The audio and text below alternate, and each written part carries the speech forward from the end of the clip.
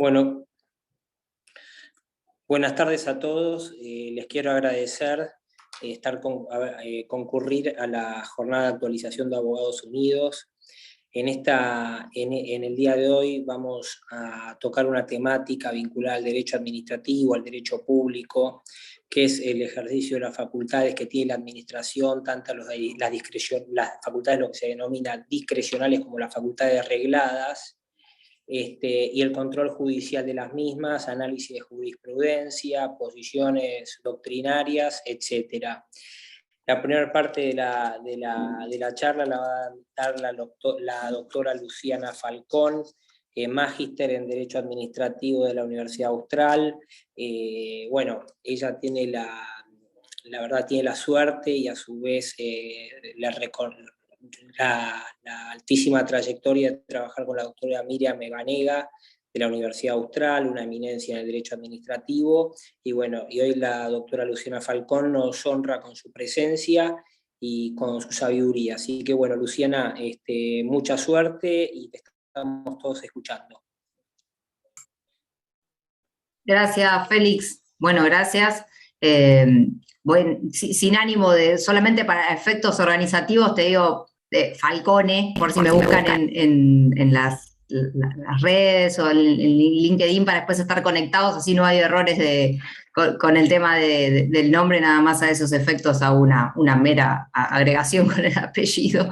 Y bueno, te quería agradecer a vos siempre por convocarme, por tu solidaridad, siempre con el tema del conocimiento, con estas jornadas.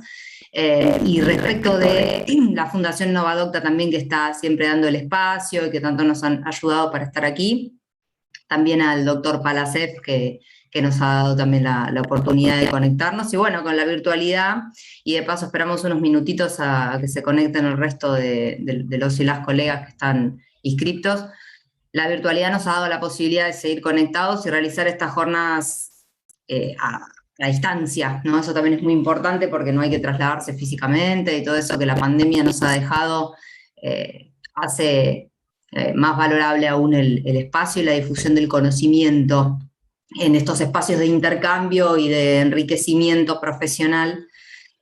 En el día de hoy con un tema bastante complejo, bastante delicado y también de suma actualidad, como es el ejercicio de las facultades discrecionales, de las potestades regladas por parte de la administración, para lo cual he traído un pequeño PowerPoint, que espero que no sea, voy a compartir la pantalla,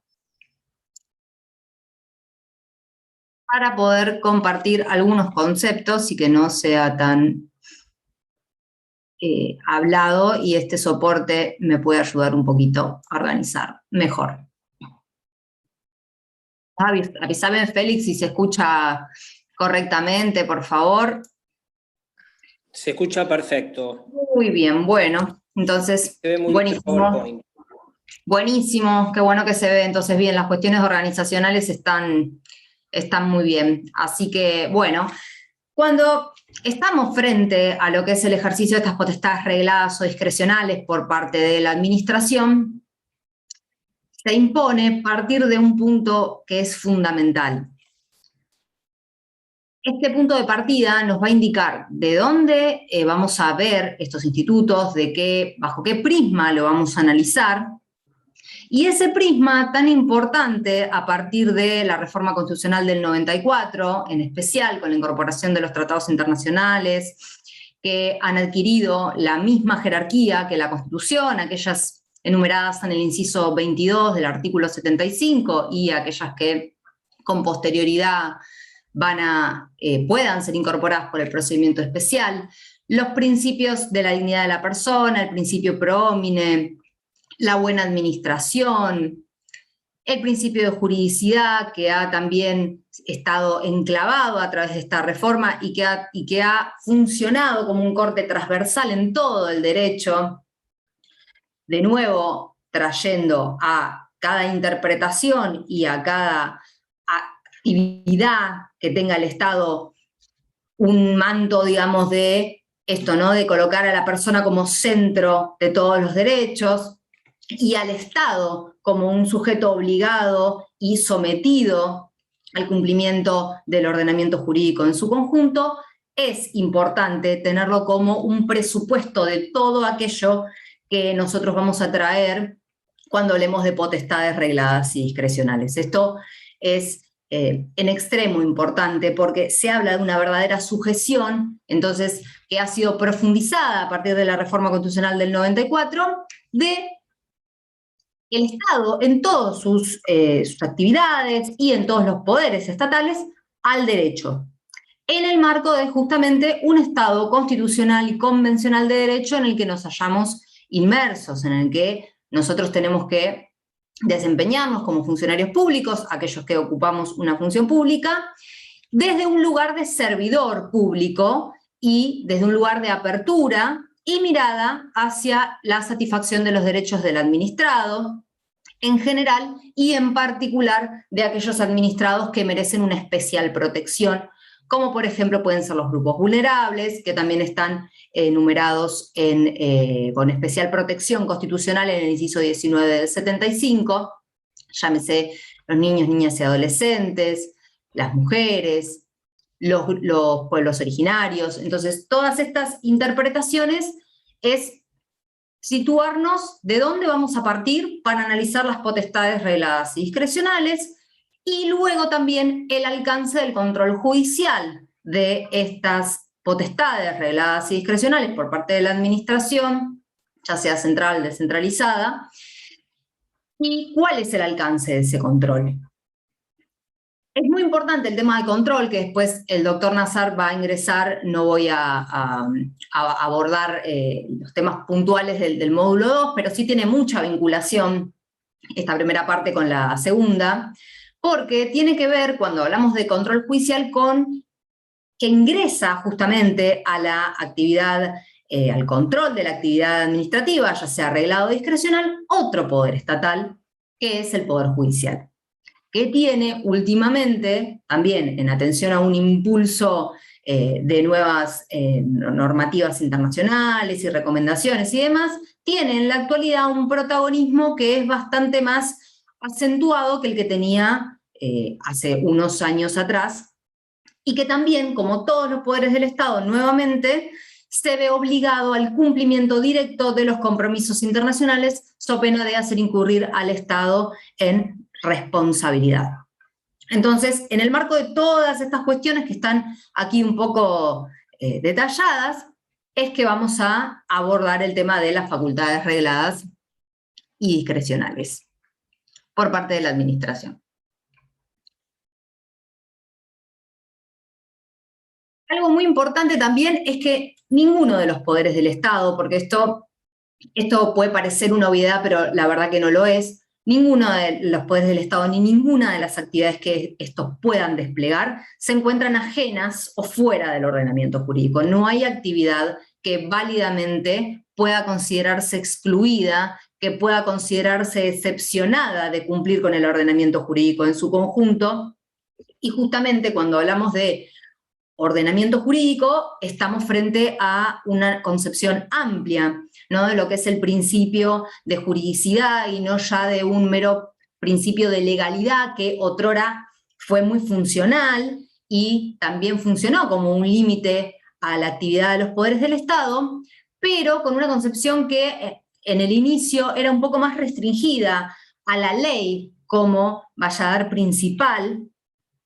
Y actualmente, y máxime luego de la reforma del 94, se ha transformado este principio de la mera legalidad con una restricción a la norma en sentido, digamos, de ley en sentido formal, para poder evolucionar justamente, como dice el profesor, como ha dicho el profesor Comadira, a un concepto amplio de juridicidad, entendiendo que el Estado en su conjunto se encuentra obligado no solamente a cumplir, obviamente, con la ley, sino con los principios generales del derecho, los valores jurídicos, la costumbre administrativa y otros elementos que también lo obligan, todo ello bajo un marco de lo que es la dignidad de la persona, el principio prómine, la buena fe, la confianza legítima y todo este marco, ¿no?, jurídico que impregna la actividad del Estado. Entonces, desde aquí partimos, para poder ver qué sucede, ¿no?, con esto del acto reglado y el acto discrecional, qué diferencias cualitativas hay entre los dos conceptos, cuál es la aplicación práctica de que exista una diferenciación entre estos dos conceptos, cuando la administración está ejerciendo una potestad reglada y cuando una potestad discrecional. ¿Qué importancia tiene poder encuadrar una actividad dentro de una y otra categoría a los efectos de luego poder advertir hasta dónde puede el Poder Judicial? Y esto es muy importante y muy interesante, creo a mí entender que es el punto más interesante de la teoría, es decir, hasta dónde puede llegar el control judicial de ese acto reglado o del acto discrecional. Cómo juega esto con un poder judicial que puede ser más o menos activista, más o menos protagonista, y hasta dónde puede ejercerse este control sin que se llegue a incurrir en una vulneración al principio de división de poderes, que también tiene una importancia y una aplicación justamente relevante en todo este sistema de potestades y control que se da en el juego de la administración con el Poder Judicial. Lo que ha dicho, sí, cuando la doctrina en realidad ha estudiado estos temas con bastante detalle, digamos, tanto lo que es la potestad reglada discrecional, las características, la comparación, cómo detectar el ejercicio de una y de otra, pero ha llegado a una conclusión, por lo menos la mayoritaria, que es considerar que en la actualidad, en rigor, si bien se puede hacer esta distinción, es cierto, no existe en la práctica lo que se llama una diferenciación tajante, de manera que no hay o no se pueden verificar actos totalmente arreglados o actos total o completamente discrecionales, siendo que lo que podemos advertir es que existe una cuestión de grados o de intensidad en los actos reglados y discrecionales. Esto lo forjó la Corte Suprema de Justicia en un caso que es, si se puede decir, el leading case en esta materia, que es el caso Consejo de Presidencia de la Delegación Bahía Blanca, está aquí citado desde el año 1992, y después este fallo ha sido replicado en casos subsiguientes y también tomado por la jurisprudencia del Foro Contencioso Administrativo Federal y por algunos también tribunales provinciales que han tomado este concepto que la Corte explica, ¿no?, en este fallo de una manera bastante docente, de una manera, me hace acordar mucho a sentencias como la de Alavi, ¿no?, en las cuales la Corte lo que hace un poco es explicar, es tomarse una función netamente didáctica y hasta si se quiere, es similar a un artículo de doctrina en algunas partes, ¿no?, forjando el concepto, diferenciando, explicando, y es en este fallo donde la Corte Suprema habla de esta inexistencia de los compartimentos estancos entre los actos reglados y los actos discrecionales. Doctrina hay muchísima, es profusa respecto de este tema, pero si uno va a buscar los autores que quizás están más requeridos en el ámbito del derecho administrativo o han escrito sobre el tema, podemos ver que realizan una diferencia, llámese Cecín, puede ser el doctor Covielo, Casañe, Comadira, la mayor parte de la doctrina ha podido establecer, más allá de entender esto de que no hay una diferencia total, una separación total entre conceptos, sí existen algunos rasgos típicos para cuando nosotros tenemos un acto poder advertir si estamos frente a uno u otro. El acto reglado. En el acto reglado, que es el más, digamos, el más sencillo de identificar, es muy común que el ordenamiento jurídico, cualquiera sea la norma que estemos analizando, lo que hace es regular la actividad administrativa en todos sus aspectos, es decir, no deja nada librado a la valoración, a la apreciación de parte del accionar administrativo en ese punto.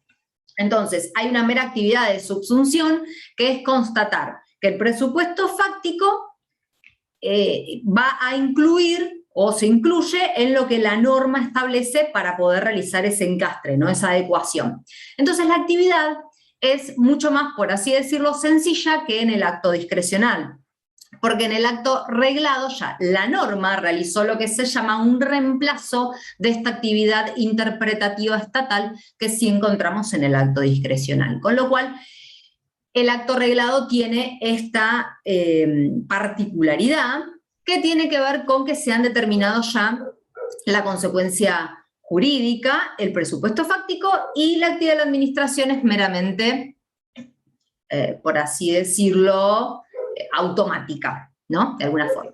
En cambio, por otro lado, los actos discrecionales tienen ya sobre la administración, o han colocado sobre la administración una autorización para realizar una actividad que es un poco más compleja, que tiene que ver con una estimación de tipo subjetiva, con una apreciación, que va a necesitar para poder darse la aplicación en el caso concreto de esa norma que no ha elegido regular las consecuencias jurídicas o la mera constatación, sino que ha autorizado a la administración a realizar este juicio de valor. Entonces, esta actividad que realiza la administración en el acto discrecional es importante porque va a completar lo que se llama el cuadro legal para que se pueda dar la aplicación en el caso concreto de la norma. Entonces, como contraposición al acto reglado, no le va a imponer a la administración cuál es la conducta anticipada que debe seguir, sino que, como dice la doctrina, le va a dar la libertad, que no va a ser arbitrariedad, que es un concepto que está completamente opuesto a la actividad que estamos ahora analizando, le va a dar la libertad de poder elegir una alternativa entre varias que son igualmente válidas al respecto. Pero esta actividad discrecional, aunque traduzca una autorización y, como dije, una libertad en cabeza de la administración para poder elegir, va a estar completamente limitada y va a tener que ser ejercida válidamente bajo un corset constitucional de principios y normas que van a delinear esta actividad para que sea constitucionalmente y válidamente ejercida por la administración. Es decir, que tanto en el acto reglado como en el acto discrecional estamos frente a actividades que tienen que ser dentro del marco del Estado constitucional de derecho. Y eso va a conllevar consecuencias bastante importantes a la hora de analizar si la actividad fue desarrollada conforme al ordenamiento jurídico vigente y también en cabeza de quien debe controlar el ejercicio de esta libertad en el acto discrecional, que es bastante importante, que es el Poder Judicial. Desde ya que el ejemplo clásico del acto reglado, esto es siempre, digamos, es muy gráfico, ¿no? El otorgamiento de la jubilación, años de aporte y edad, la norma eligió, como dijimos anteriormente, establecer los presupuestos de hecho con claridad, la norma tiene una consecuencia legal determinada, el resultado tiene que ser de subsunción y de aplicación, es el otorgamiento de la jubilación. Entonces siempre el acto se da como un ejemplo clásico de la actividad reglada, porque dice, bueno, años de aporte más edad, debería proceder el beneficio jubilatorio. Entonces ese es un ejemplo bastante claro y contundente del acto reglado. Ejemplos de actos discrecionales hay muchísimos y vamos a volver sobre este tema cuando vayamos a analizar algunos precedentes tanto de la Corte Suprema como el Fuero Contencioso Administrativo Federal que traje respecto de qué considera un acto discrecional y cómo a través de él la administración realiza este juicio de valor, esta valoración, pero siempre sometida a determinados parámetros o controles que después vamos a volver sobre su alcance y contenido. Un ejemplo también siempre tradicional es la graduación de las sanciones aplicables cuando hablamos de la potestad sancionatoria de la administración.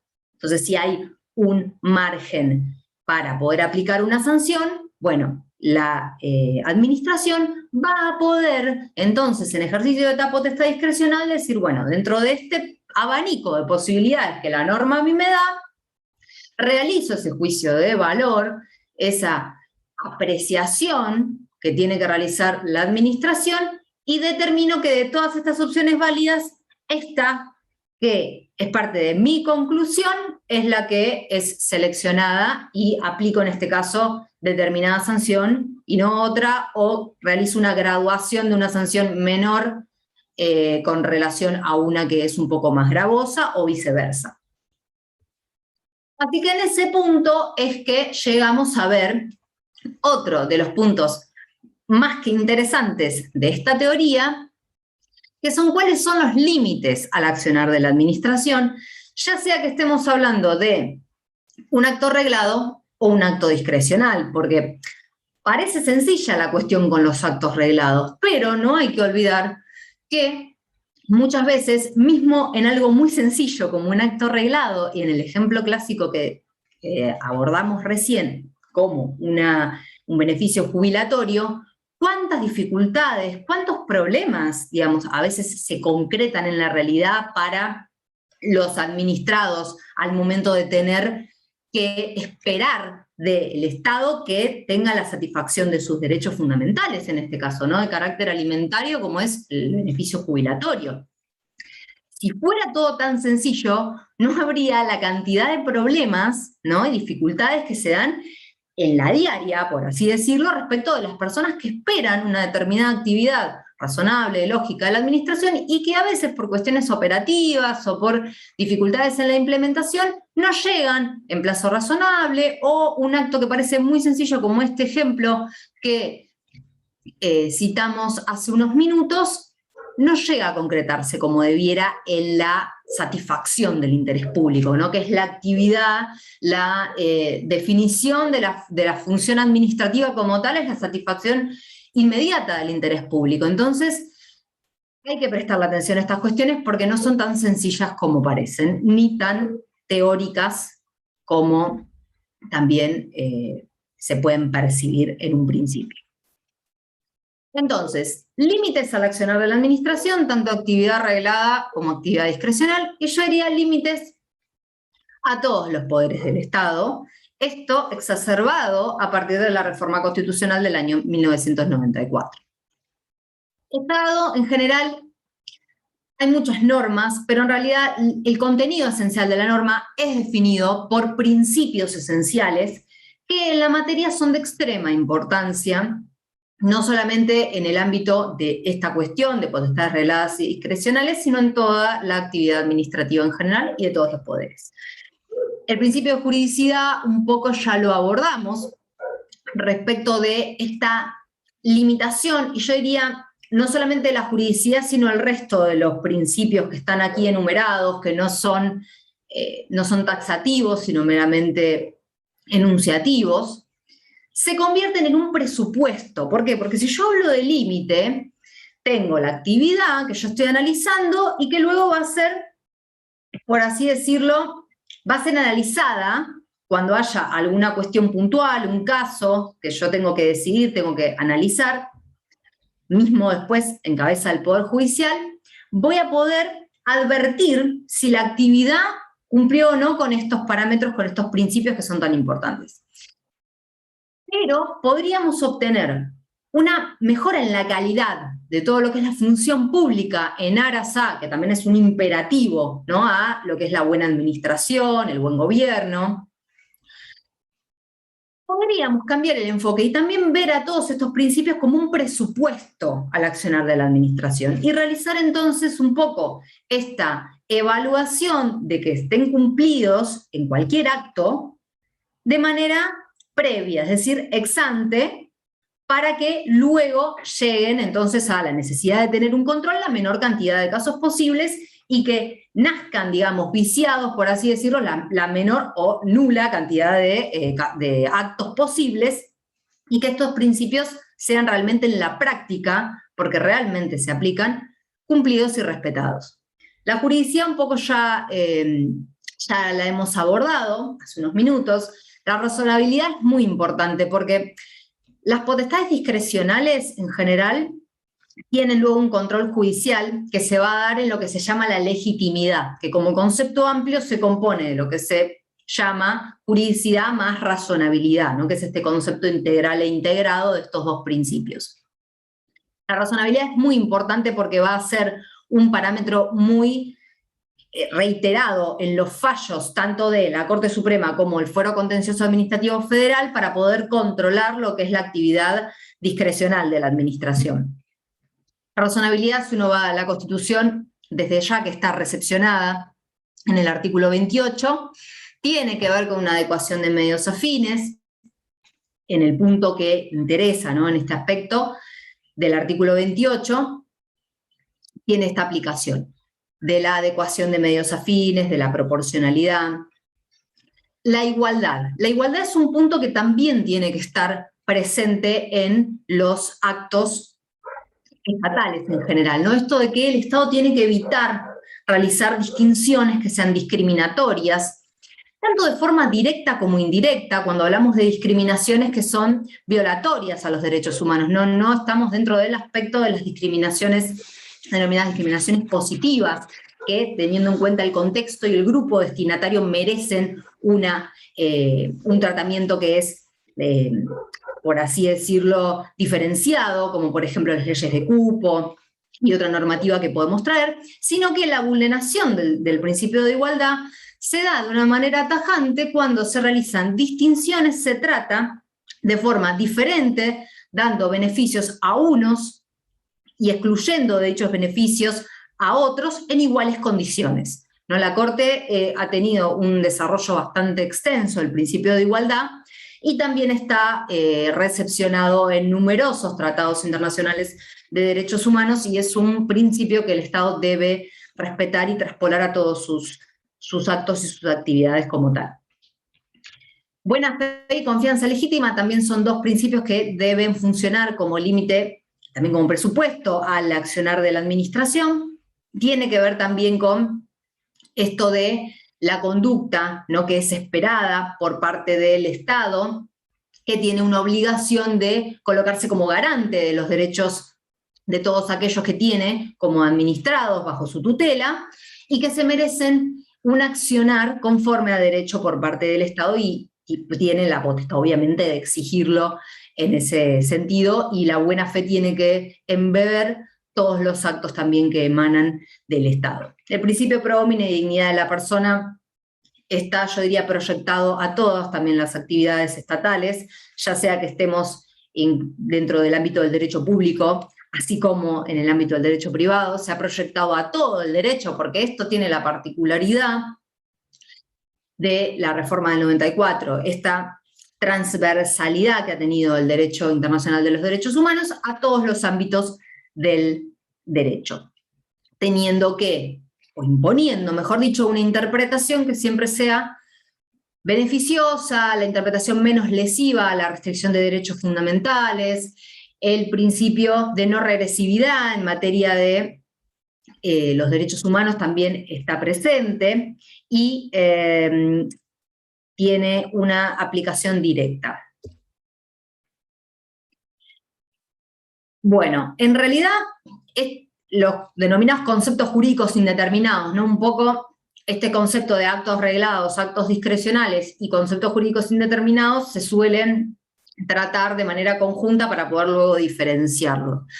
En realidad, la doctrina alemana hace nacer el concepto de justamente el concepto jurídico indeterminado, valga la redundancia, que en un principio tuvo que ver con una limitación a la potestad discrecional o a la discrecionalidad. ¿Por qué? Porque en realidad la potestad discrecional tuvo una evolución conceptual de manera tal que en un principio había muchas posturas más renuentes a que esta potestad discrecional pueda ser controlada por parte del Poder Judicial, dejando un poco más amplio el margen de aquellos elementos que estaban fuera del control judicial. Después esto fue avanzando y el ámbito del control fue siendo maximizado, ¿no? Más allá de luego quedar sentado el control judicial amplio y que también es sustentado después de la reforma del año 94.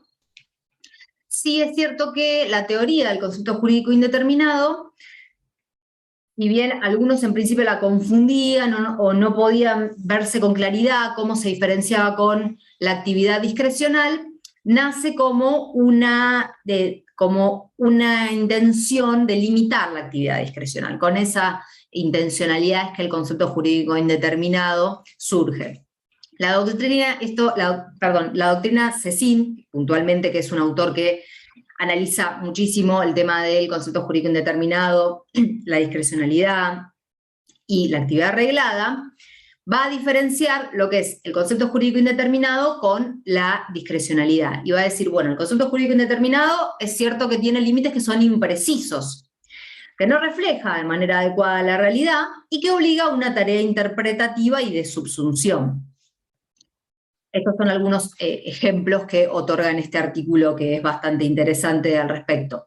Pero después va a advertir una diferencia de manera inmediata, diciendo, bueno, si en la discrecionalidad hay varias opciones válidas que la administración puede advertir, puede analizar para realizar esa tarea de subsunción y después elige entre todas ellas la que considera que es más adecuada, pero que todo ese abanico son opciones válidas, en la discrecionalidad no se da esto, ya que existe una única solución justa. Entonces, teniendo en cuenta esta diferenciación conceptual entre discrecionalidad y concepto jurídico indeterminado, es que entiende que la doctrina asimila el concepto jurídico indeterminado más a la actividad arreglada que a la actividad discrecional.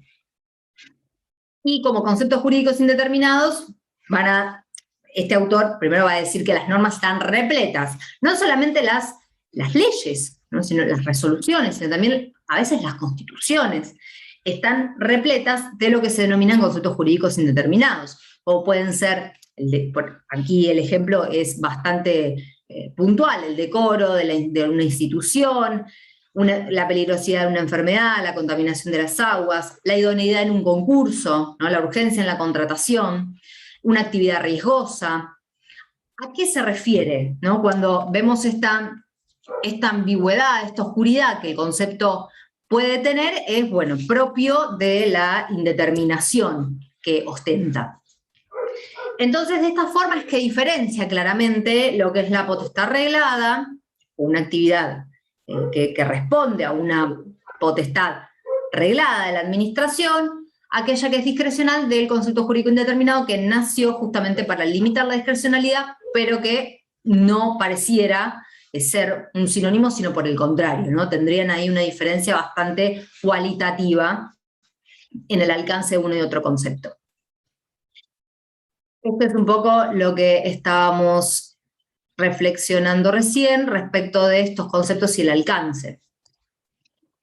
Bien, y finalmente elegí traer algunos precedentes de la Corte, son bastante recientes, respecto de qué es lo que el máximo tribunal ha entendido acerca de la potestad discrecional, el alcance del control judicial, teniendo en cuenta que, bueno, la Corte obviamente va a fijar pautas que van a hacer la aplicación a todos los tribunales inferiores y que van a tener que luego aplicar, ¿no?, en este punto lo que entiende que corresponde respecto del alcance o no, más limitado o no, mejor dicho, del control de la discrecionalidad, puntualmente, que es más, donde está la cuestión más fértil en el plano de la discusión, trayendo entonces este primer pronunciamiento, que es de mayo del 2021, que es el caso Ciela. Un caso típico de discrecionalidad se da en el marco de sanciones disciplinarias, ¿no?, impuestas por la administración o por asociaciones, como en este caso la Asociación de Anestesia, Analgesia y Reanimación, que es la emisora del acto que está siendo cuestionado, el acto de la sanción disciplinaria, Y está hablando de la actividad de la justicia, ¿no? Cómo debe limitarse y mantenerse dentro de este corset, estas reglas que va a tener que cumplir a la hora de realizar el control. Habla de legalidad, habla de razonabilidad, y realiza una advertencia, que es que si no median los extremos de injusticia notoria o arbitrariedad manifiesta, no puede haber una actividad dentro del Poder Judicial que a través de la sentencia se inmiscuya en lo que es el análisis del mérito o la conveniencia del acto dictado. Esto tiene que ver, y seguramente Félix lo va a desarrollar de manera completa y detallada ya en unos minutos, pero sí quiero resaltar la importancia de esto porque tiene que ver con la potestad discrecional y reglada, y esto del concepto que no se queda en lo teórico, sino que tiene una aplicación práctica muy importante, que es cómo se da el control judicial en un acto discrecional. Porque el acto discrecional también va a tener el contenido reglado, ¿no? Que en el caso del acto administrativo tenemos la competencia, la causa, los elementos reglados del acto administrativo, la motivación, etcétera, que se encuentran en la ley, en la correspondiente ley, sea cual fuera el procedimiento administrativo. Ahí va a poder ir el control, pero también se va a dar en esto que hablamos de los principios, ¿no? De la razonabilidad, de la adecuación que tiene que darse en la selección que realiza la administración, la obediencia, por así decirlo, a los principios que tiene que tener en cuenta la administración cuando realiza la selección por una o por otra opción, aunque son todas ellas válidas. Esa actividad tiene que estar dentro de estos límites y parámetros. Y el Poder Judicial va a poder controlar. El tema es los límites y la actividad que realiza el Poder Judicial. Porque si la actividad es reglada, la doctrina mayoritaria entiende que el Poder Judicial va a poder sustituir en la actividad que está realizando la administración, y la decisión judicial va a poder ir en ese sentido, en la sustitución, va a poder sustituir a la administración ante una actividad reglada. Y así lo va a ver reflejado en su sentencia, ¿no? Respecto de la sustitución. Pero en el ámbito de la discrecionalidad, ya va a haber una imposibilidad, justamente bajo el manto del principio republicano y la división de poderes, va a haber una imposibilidad del Poder Judicial de sustituir a la administración, de tomar una decisión como Poder Judicial que en realidad era propia de la esfera de la administración, propia del ejercicio de esta potestad discrecional que la norma misma autorizó a que la administración realice este juicio de valor, que va a generar que el Poder Judicial se vea impedido en realizar esta sustitución y que no le quede más, justamente en ese caso, que anular el acto que ha sido traído a su conocimiento. Entonces, esta diferenciación es en extremo importante para poder advertir el alcance del control judicial. Otro aspecto en el que se ve muchísimo el ejercicio de la potestad discrecional, y que además hay numerosa cantidad de normas que son atacadas, es el aspecto de la aplicación de la ley de migraciones. Aquí en el caso Roa Restrepo, que también es del 2021, la Corte es tajante cuando dice que si bien el control judicial de los actos que traducen el ejercicio de una potestad discrecional, también lo llama de pura administración, se encuentra en los elementos reglados de la decisión y en la razonabilidad, por otro lado, aquí está el principio, no implica, de nuevo aquí la Corte es cautelosa, que el juez tenga que reemplazar a la administración, ya que la competencia es revisora, más no sustitutiva. Entonces, acá en Roa Restrepo, un poco la Corte lo que hace es decir, bueno, sí, puedo controlar, el Poder Judicial, mejor dicho, puede controlar y debe controlar, pero tiene limitaciones en potestad discrecional, no va a poder reemplazar. Un poco la doctrina está de acuerdo con esta postura de la Corte en el sentido de que, si bien no hay ningún acto que debiera estar exento de control, no se trata de reemplazar la discrecionalidad administrativa con la discrecionalidad judicial, por así decirlo, sino que hay que analizar en el caso concreto, tener en cuenta el caso que la norma, mejor dicho, que se trajo al análisis del Poder Judicial y advertir hasta dónde está habilitado para poder realizar el control, obviamente sin llegar a la conclusión de que existen actos fuera de control, pero sí hay que ser cautelosos con el alcance, ¿no? Para que no suceda esto que dice la doctrina del reemplazo de la actividad administrativa y que entonces no sea valorado ese margen de apreciación que tiene la administración, que sea reemplazado por una actividad judicial en todos los casos. Después está otro de los fallos que es un poco más antiguo, desde el 2020, pero la Corte, en este caso es Vieiro, con AFIP, tiene que ver también con potestades netamente discrecionales, con la materia de la organización y la política administrativa dentro de un organismo. Y la Corte, en este caso, que es bastante interesante, analiza también el alcance de la materia justiciable y del control judicial, y va a decir, el límite en este caso es que no haya una descalificación o una medida que sea lesiva, por así decirlo, al derecho en este caso del actor involucrada, y que el ejercicio de la potestad discrecional no esté, por así decirlo, ocultando bajo su manto alguna cuestión que esté violatoria al ordenamiento jurídico bajo la excusa de la política administrativa y organizacional. Entonces, reconoce en este fallo que la organización administrativa, la política administrativa, va a ser parte de las decisiones de las facultades discrecionales por parte del órgano y van a ser justiciables, obviamente, en el aspecto que pueda ser controlado si es que hay una vulneración de derechos o se está dando una medida que pueda ser cuestionada desde ese aspecto, pero no en el núcleo que compone la discrecionalidad. En este caso, era un caso que se trataba de reubicación de los actores en un grupo escalafonario superior, que se da a través de disposiciones de AFIP. Acá la Corte va a analizar la medida, va a decir que tiene que ver con la necesidad de ampliar, de reorganizar lo que es las tareas internas del cuerpo de abogados del organismo.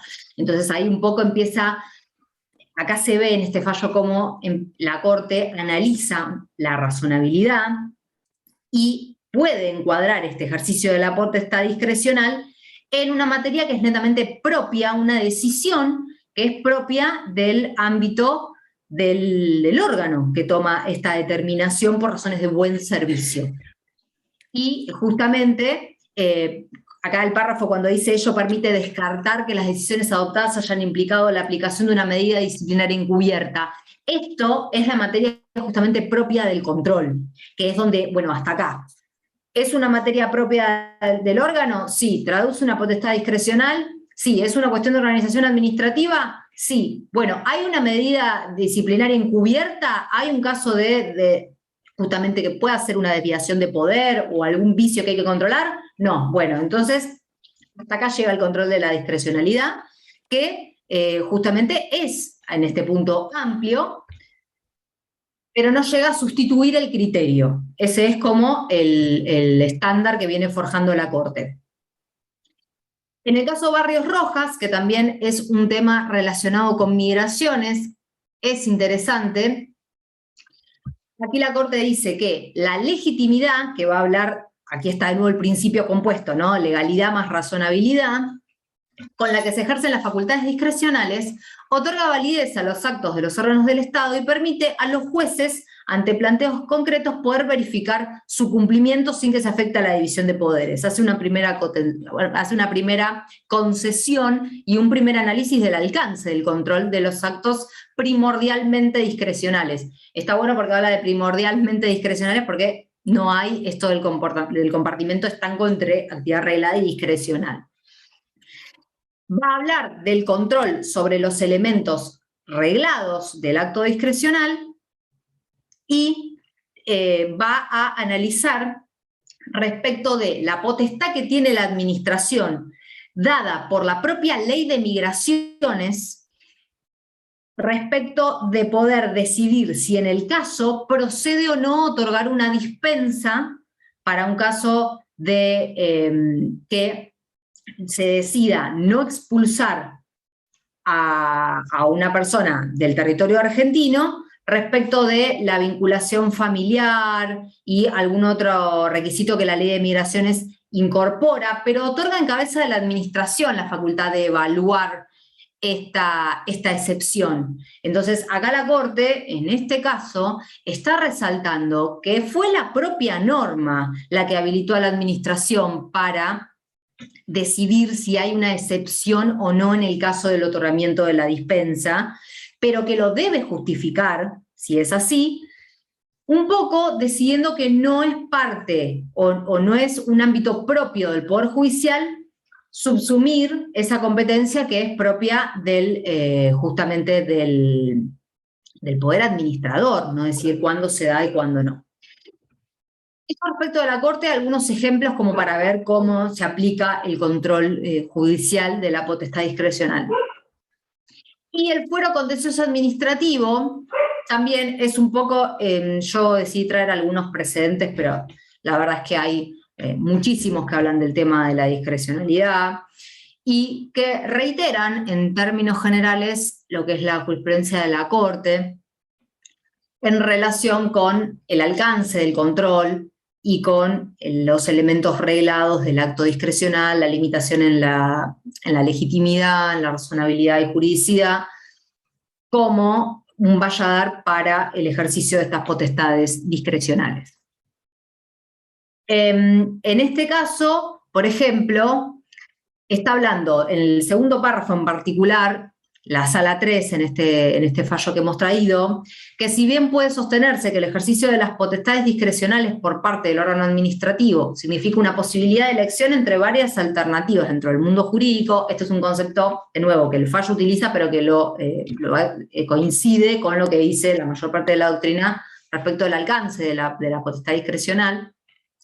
También, y esto es muy interesante, lo que dice la Cámara Contencioso Administrativo Federal, que hay un deber de fundar, ¿no? Esto tiene que ver con la motivación, tiene que ver con el Estado constitucional de derecho, tiene que ver con la buena administración, tiene que ver con el derecho humano justamente a tener una decisión que no solamente sea en plazo razonable, sino una decisión fundada. Entonces dice, puede hacerlo, puede elegir entre las alternativas válidas, pero va a tener que fundar con precisión cuál es la que determinó y por qué razones, ¿no? Mismo cuando se está ante el ejercicio de la potestad sancionatoria por parte de la administración, en este caso la Ley de Defensa del Consumidor, en el marco de esa norma se da la aplicación de muchísimas sanciones y tiene que, al momento de determinar la graduación,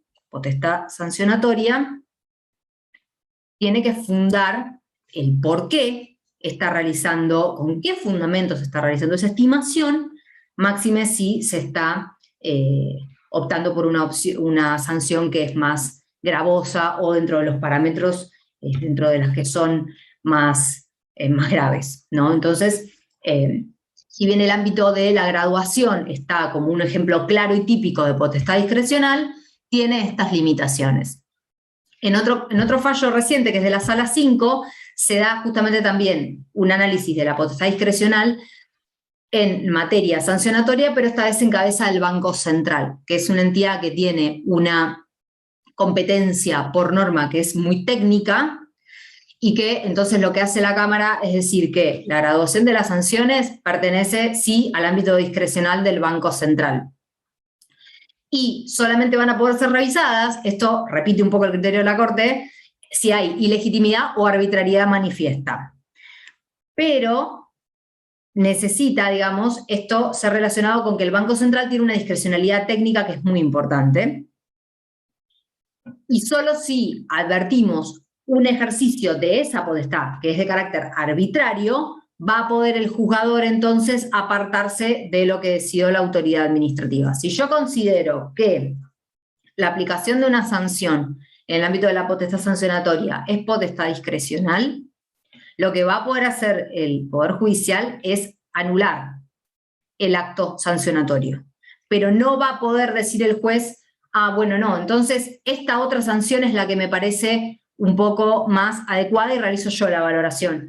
Aunque hay algunas opiniones en contrario respecto de esta cuestión, es doctrina mayoritaria que no puede subrogarse en el ejercicio de la evaluación, de la estimación que tiene que hacer el Poder Administrador en ejercicio de la potestad discrecional. Solamente va a poder anular el acto.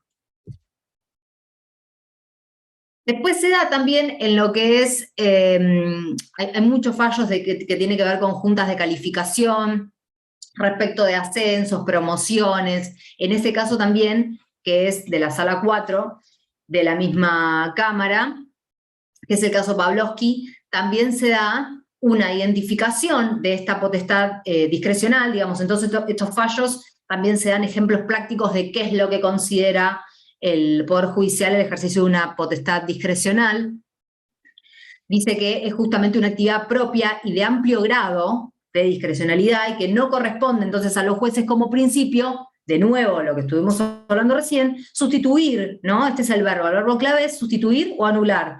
Puede sustituir o puede anular. ¿De qué actividad estamos hablando? ¿Reglada o discrecional? En este caso discrecional, ¿qué dicen los jueces? Bueno, va a poder anular, no puede sustituir el criterio de los órganos. Pero, y aquí realiza una distinción, esto no excluye el control judicial de los actos respectivos y la consecuente declaración de nulidad cuando se incurre en manifiesta ilegitimidad, arbitrariedad o irrazonabilidad. Entonces, en este párrafo se ve todo lo que es lo importante de la teoría. Es una competencia discrecional, entonces el control judicial va a estar como principio limitado, porque por el principio de división de poderes también. Y en este fallo también es importante porque está hablando entonces de cómo en este caso se da una diferenciación con el concepto jurídico indeterminado, en el que habíamos visto que se daba una única solución justa posible. Quiero ver si es el Ministerio Público.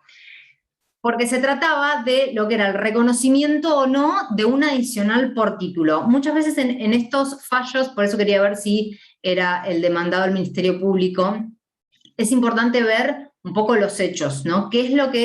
¿Cuál es el acto de que estamos hablando, que el Poder Judicial va a tener que analizar?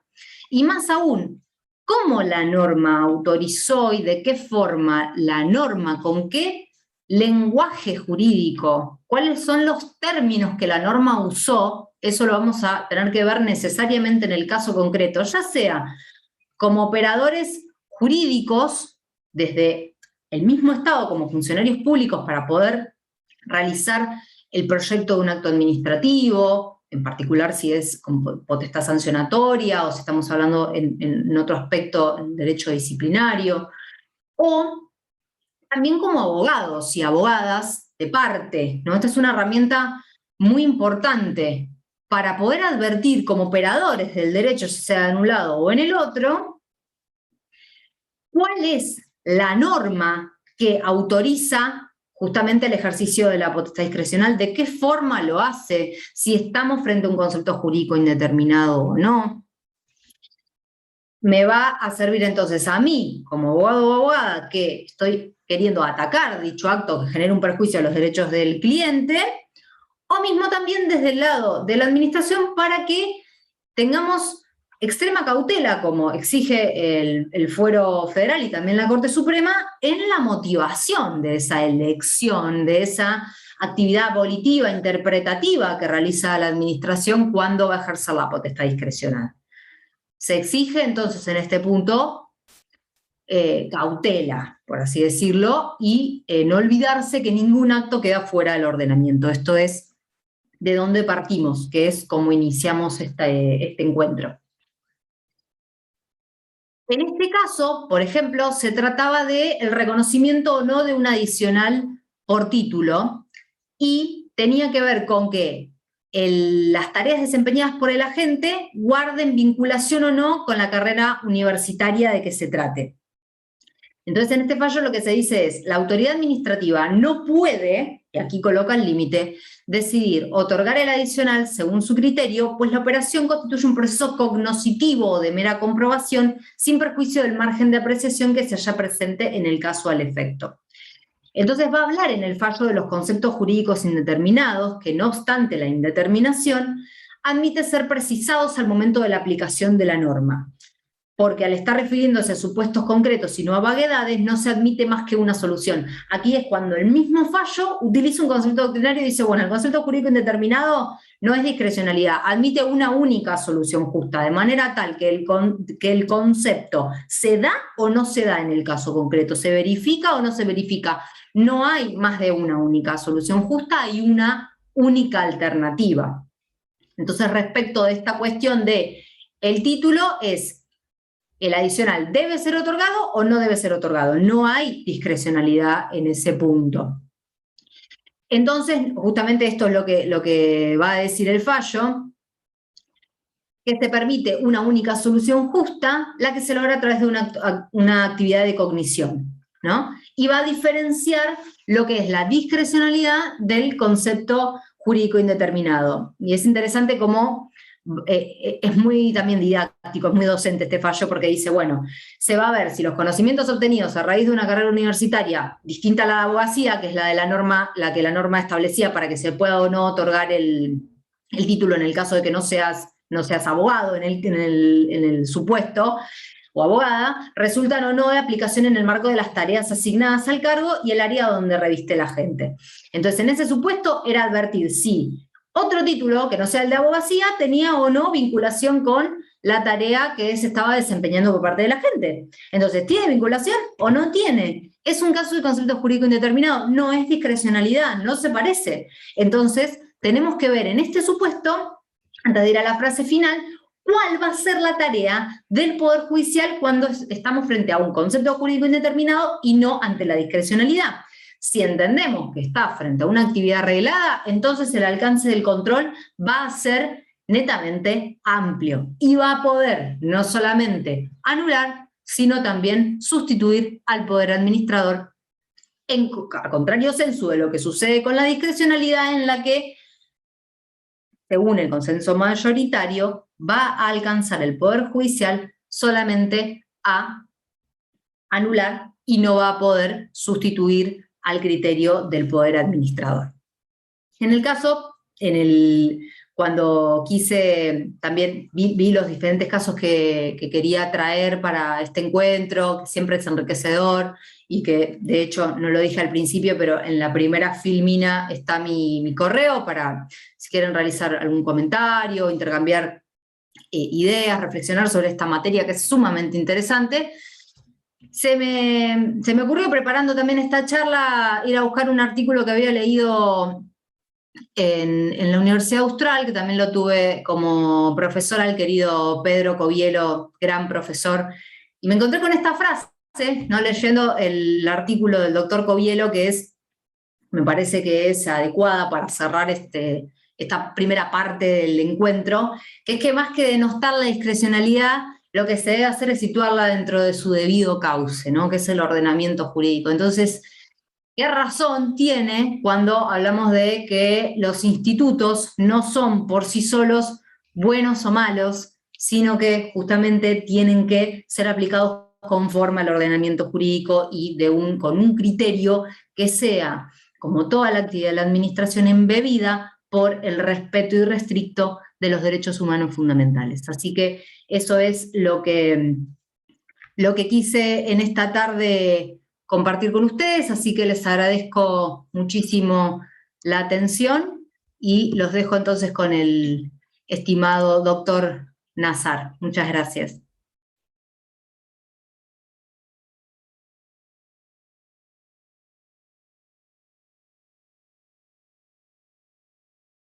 Félix, ¿me escuchás?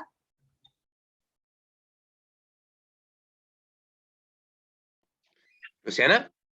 Sí.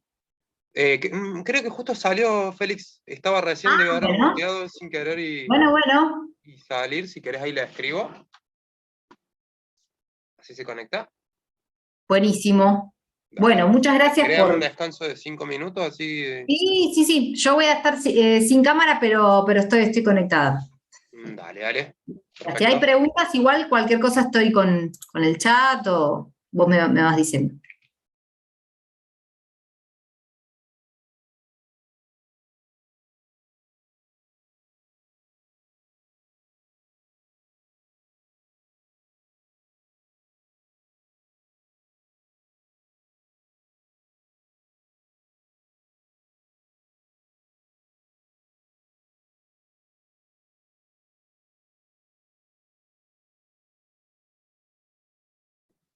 Ahí está entrando.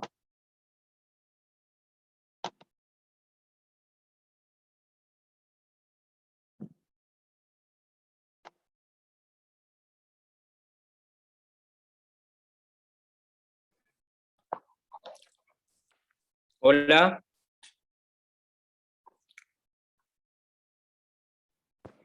Hola, Félix. Sí, ¿qué tal? ¿Puedo arrancar? Totalmente. Cuando vos quieras. Bueno, perfecto.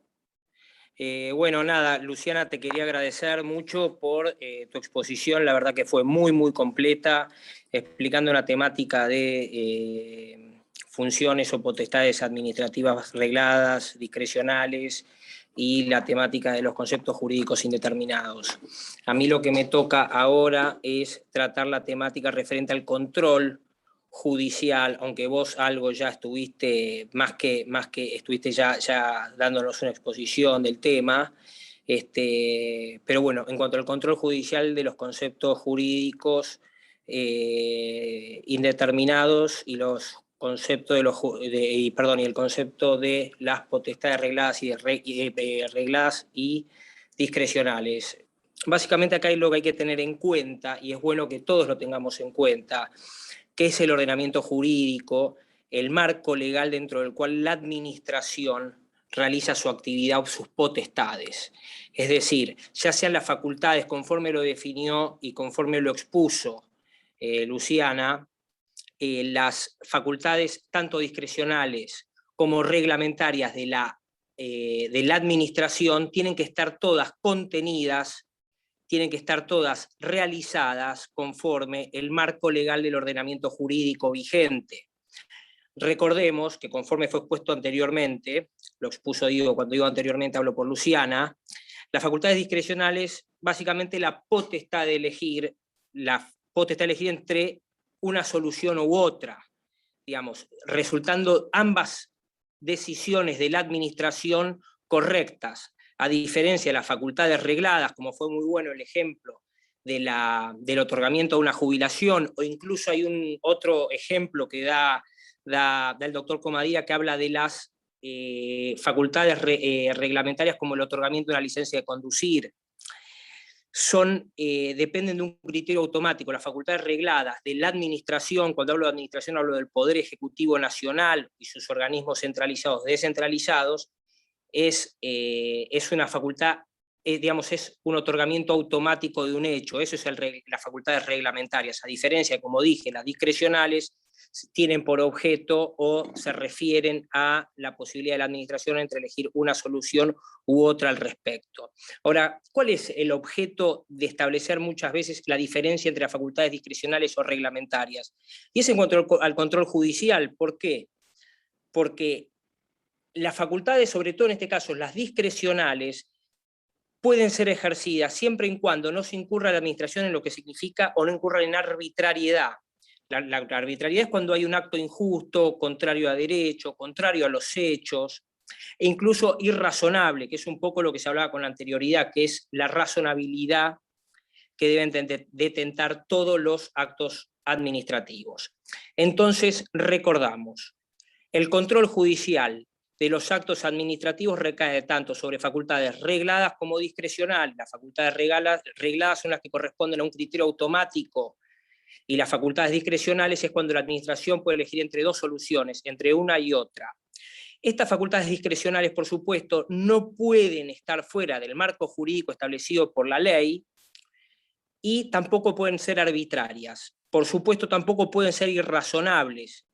En este punto, resulta de aplicación el artículo 28 de la Constitución Nacional, que establece que los ejercicios de las leyes no pueden ser irrazonables y digamos, las leyes no pueden ser en forma contraria a la Constitución Nacional. Lo mismo ocurre con el caso de la arbitrariedad. Ninguna decisión administrativa puede ser arbitraria ni irrazonable. Ahora bien, la normativa constitucional que determina el control de los jueces sobre los actos de la administración pública están establecidos, por supuesto, en los principios generales del derecho, en el artículo 18 de la Constitución Nacional que habla de la tutela judicial efectiva y el debido proceso, en el artículo 19 de la Constitución Nacional que establece que las acciones de los hombres que de ningún modo ofendan a la moral y a las costumbres están solo sujetas a Dios y están exentas de la autoridad de lo que se involucran a los magistrados. Entonces, bueno, por eso mismo están siempre sujetos a un control determinado. El artículo 18 de la Constitución Nacional establece el control de la administración pública, estableciendo la posibilidad del acceso a la jurisdicción, la posibilidad de que haya responsabilidad del Estado, el control de la discrecionalidad. Determinadas cuestiones establecen la posibilidad de que los jueces realicen el control determinado de los actos administrativos. Bueno, el control de la discrecionalidad corre tanto para corre en este caso también para lo que es la motivación. La motivación significa la posibilidad de control de las razones y los fines que llevan a la administración a emitir un acto. Es decir, los jueces pueden controlar la motivación de un acto, eso es lo que queda en cuestión. Los jueces lo pueden controlar la motivación del acto siempre que tenemos en cuenta que la motivación es por las razones y fines que llevan a emitir un determinado acto. La motivación de un acto administrativo siempre es esencial. Debe estar siempre presente en la emisión de un acto administrativo. Primero, para establecer el porqué de un acto, por qué se dicta, cuál es el objetivo del acto, cuáles son las razones y fines que llevan al dictado del acto. Entonces los jueces, por supuesto, que pueden controlar cuál es la motivación de un acto. Por otro lado, el acto administrativo también debe estar correctamente motivado por el principio de tutela judicial efectiva, reitero, por el principio de la tutela judicial efectiva, porque al controlar un acto y al motivar, y a un acto al estar motivado, permite la posibilidad de que este acto sea controlado por los administrados. Es decir, si una persona puede saber por qué un acto administrativo o de qué manera un acto administrativo está determinadamente motivado, determina cómo se puede defender del mismo en caso de que haya un agravio específico sobre su persona en el marco de este acto administrativo determinado. Otro caso de control de actos administrativos puede ser sobre la causa. Es decir, digamos, está en discusión el control de los actos administrativos, los antecedentes de hecho y derecho de los actos. Es decir, se pueden controlar los hechos de un acto administrativo. Es decir, una persona dicta un acto administrativo, la administración dicta un acto administrativo. ¿Puede realizar el control específico de los hechos que motivan el dictado de ese acto? Algunos autores, como Comadira, en cuyo caso se refleja el caso Nasif, en ese mismo caso, en ese mismo orden, establece que no hay posibilidad alguna de que el Poder Judicial pueda realizar un control específico de los hechos que motivan el dictado del acto. Solo pueden controlar lo que es el ordenamiento jurídico aplicable. Es decir, no hay un análisis de los hechos, sí en cuanto a la correcta aplicación del ordenamiento jurídico determinado. Por otro lado, hay algunos autores, como por ejemplo el doctor a ver, el doctor Cecín lo establece, el doctor Balbín en curso de Derecho Administrativo establecen la posibilidad, no en realidad la posibilidad, sino el deber del Poder Judicial de efectuar un correcto análisis de los hechos que motivan el acto administrativo a ser objeto de análisis del Poder Judicial.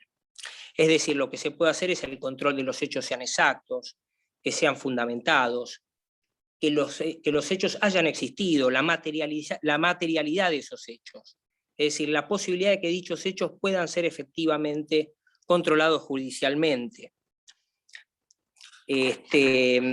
Bueno, por supuesto, hay algún fallo, por ejemplo, López Reyes, un poco lo que estábamos hablando en cuanto a la posibilidad o no, en cuanto a materia, por ejemplo, se había hablado del tema del otorgamiento de jubilaciones. En el fallo de López Reyes, el Instituto de Previsión Social le había negado a una persona la posibilidad de jubilarse. En este supuesto, se le permitió a la persona judicializar el caso y que la Corte intervenga en el análisis de los hechos que fueron objeto de dictado de acto administrativo. En cuanto a la Corte en este caso se metió en el análisis de los hechos que motivaron el dictado del acto administrativo. Lo mismo ocurre en el fallo Marra de Melinkov y en el fallo Medina. Es decir, existe una profusa jurisprudencia de la Corte donde le permite al Poder Judicial o establece las facultades del Poder Judicial de posibilitar realizar un análisis concreto de los hechos que motivan el dictado del acto administrativo. Es decir, acá en este punto hay otra, digamos, ¿cuál es la diferencia? Alguna parte de la doctrina, como Comadira, sostiene que no se puede analizar la causa de los actos administrativos. Otra parte de la doctrina y la jurisprudencia establece que sí.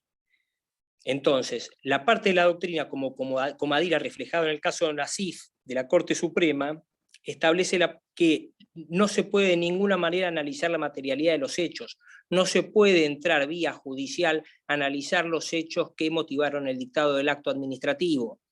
Esto también está en consonancia con lo que se establece en Estados Unidos. En Estados Unidos, por la doctrina de la deferencia, se establece que no hay posibilidad alguna de que el Poder Judicial entre en el correcto análisis de los hechos que motivan el acto administrativo. Esto es muy importante, porque una cosa es analizar que el Poder Judicial entre al análisis de un acto administrativo en cuanto a la materialidad de los hechos, digamos, en cuanto a la material probatorio de los hechos.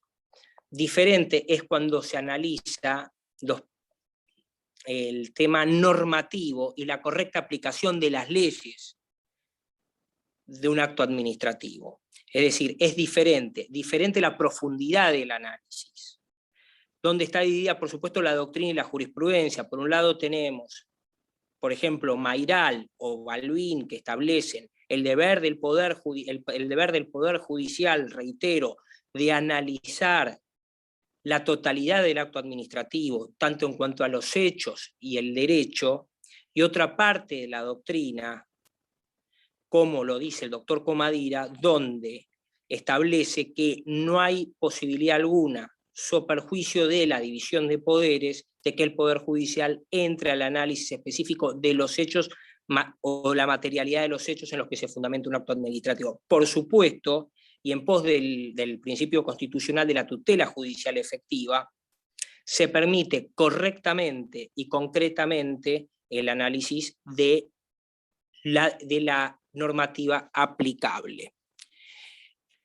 Bueno, aclarado esto, también hay otros casos donde se analizan los actos administrativos en cuanto a las cuestiones técnicas.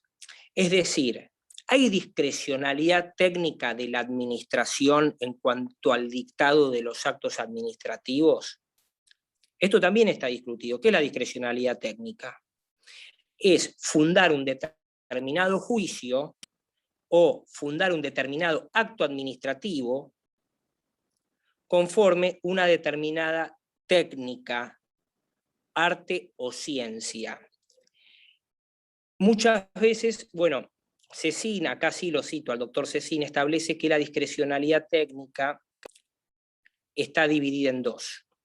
Hay algunas reglas técnicas que ya quedan incorporadas en el ordenamiento jurídico, integrando su bloque de legalidad. En este caso no hay mayor análisis porque la técnica queda incorporada al propio acto administrativo, pasando a ser un acto reglado. Y hay otros casos donde la técnica puede ser opcional, o para el acto administrativo utilizar una determinada técnica para solución de un acto, para solución de un caso, u otra técnica es discrecional. Esto sí está sometido al control de legalidad o control judicial del poder judicial conforme lo establece el principio de tutela judicial efectiva, el debido proceso y el artículo 19 de la Constitución Nacional. Ahora, no es posible, se ha entendido que en nuestro derecho, también fundado en el preámbulo de la Constitución donde habla de afianzar la justicia, no es posible establecer que determinados actos administrativos estén por fuera del control del Poder Judicial, no obstante establezcan elementos técnicos para su dictado. Es decir, no hay complejidad alguna que amerite o que determine la imposibilidad legal de que el Poder Judicial analice un acto administrativo dictado con fundamento en una técnica determinada.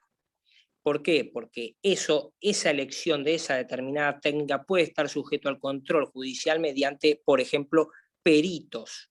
Es decir, el Poder Judicial puede analizar la técnica utilizada por el Poder Administrador o el Poder Ejecutivo o la organización central o descentralizada del Poder Ejecutivo, puede perfectamente analizar el acto independientemente de la técnica utilizada. Después hay otro supuesto que es muy importante a tener en cuenta y es muy discutible, es cuanto a la oportunidad, mérito y conveniencia de los actos.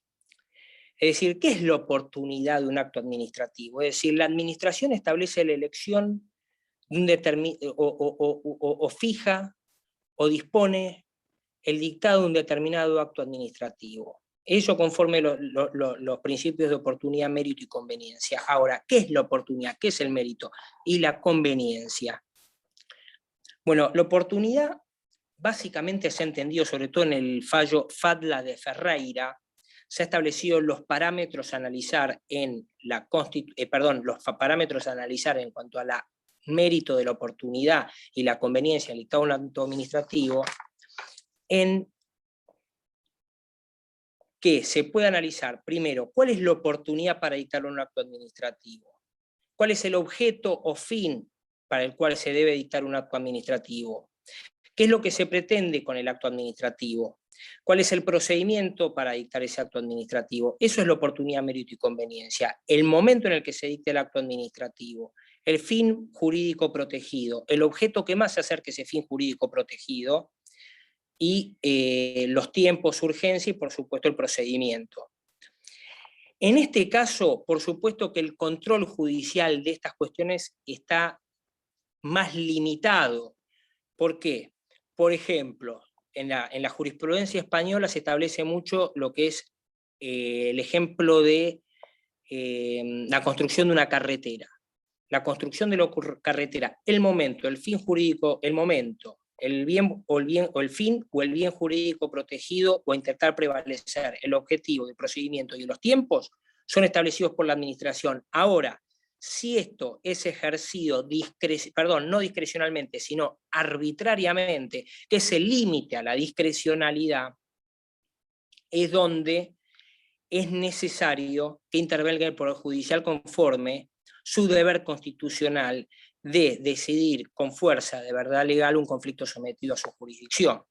Entonces, está bien, los actos administrativos y los juicios de oportunidad, mérito y conveniencia referente a los actos administrativos, el ámbito de conocimiento es limitado del Poder Judicial, pero cuando este acto administrativo y el ejercicio de este acto administrativo es ejercido en forma arbitraria o irracional en los términos del artículo 28 de la Constitución Nacional, es donde amerita la intervención judicial, debiendo subsanar ser subsanado este hecho. Es decir, a ver, un poco, yo ahora estaba escuchando a Luciana Falcone, estaba muy bien, por supuesto, escuchando atentamente, y ella habló en un momento de la posibilidad de sustituir un acto administrativo.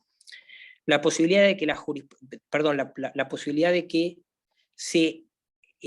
el Poder Judicial sustituya un acto administrativo. En algunos casos, obviamente, estaría en perjuicio de la división de poderes y debería afectar a la división de poderes el hecho de que se vería afectada a la división de poderes el hecho de que hubiera una sustitución del acto administrativo por parte del Poder Judicial. Eso sería muy, muy grave. Ahora bien, por ejemplo, puede ocurrir que sea necesaria la intervención judicial, por ejemplo, cuando hay vías de hecho administrativas. En ese caso, en una vía de hecho administrativa, que es cuando el Poder Judicial es cuando el Poder Administrativo realiza un acto sin una normativa expresa que así lo autorice, podría decretar la nulidad de esa vía de hecho. En ese caso, no habría una sustitución de decisión administrativa, pero se le parecería bastante. Por ejemplo, cuando se resuelve en contra o la nulidad de un acto administrativo por su impugnación, muchas veces la nulidad subsumiría una nueva decisión administrativa, una decisión judicial sustitutiva de la decisión administrativa. También, por supuesto, muchas veces a través de medidas cautelares dictadas por el Poder Judicial a pedido de las partes, determinarían la necesidad de sustituir una decisión, o de hecho, sustituiría una decisión administrativa por una decisión judicial. Entonces, más allá de los casos notorios, muchas veces la nulidad misma decretada judicialmente de un acto administrativo traería aparejada la sustitución de este acto administrativo. Puede ocurrir incluso, por ejemplo, en licitaciones públicas. Las licitaciones públicas, cuando se hace una licitación pública y se verifica judicialmente que la licitación fue otorgada a la oferta que no era la más ventajosa, puede haber una nulificación y con ello muchas veces trae aparejada la sustitución de la decisión administrativa. ¿Por qué? Porque tal como vimos al principio, cualquier decisión administrativa puede ser realizada siempre dentro, por supuesto estamos hablando ya no de facultades regladas, sino facultades discrecionales, siempre deben estar realizadas en el marco del ordenamiento jurídico preestablecido por el Poder Legislativo, siempre sin violar la Constitución Nacional y por supuesto no incurrir en arbitrariedad o irrazonabilidad, conforme el artículo 28 de la Constitución Nacional. Por ello, siempre hay control judicial de los actos administrativos, lo que varía, de acuerdo a la jurisprudencia y la doctrina, es en cuanto a la profundidad de dicho control. Por ello, básicamente, yo entiendo, de acuerdo a lo que estuve leyendo, lo que lo escuché a la doctora Luciana Falcone, es la división entre actos reglados y discrecionales, siendo los actos discrecionales los que le otorgan a la administración la facultad entre elegir una o más soluciones, las cuales ambas son correctas, son los que están sometidos al control judicial, en el marco de un ordenamiento jurídico determinado, siempre y cuando no haya arbitrariedad y siempre y cuando no haya irrazonabilidad de dichos actos administrativos. Es decir, los actos administrativos siempre tienen que estar sometidos al control judicial por ya los vistos, artículo 18 de la Constitución, artículo 19 de la Constitución, artículo 28 de la Constitución, por supuesto también el preámbulo de la Constitución que establece, como dije anteriormente, afianzar la justicia, que determina el concreto y correcto deber de los jueces de intervenir en el control de la administración, evitando la realización de actos arbitrarios. ¿Por qué? Porque la arbitrariedad termina siendo ¿cómo se puede decir? La arbitrariedad termina siendo un límite objetivo para el ejercicio de las facultades discrecionales. Siempre están sujetas a un límite determinado, que está dado, reitero, por principio de no arbitrariedad, por principio de no irrazonabilidad, por principio de correcto análisis de los hechos, correcto análisis de las cuestiones de oportunidad, mérito y conveniencia, correcto análisis de la técnica utilizada. Por eso, siempre hay un control, nada más que varía en la jurisprudencia y la doctrina en cuanto a la profundidad del mismo. Bueno, la verdad que no tengo más nada para decir, les agradezco mucho y bueno, muy buenas noches.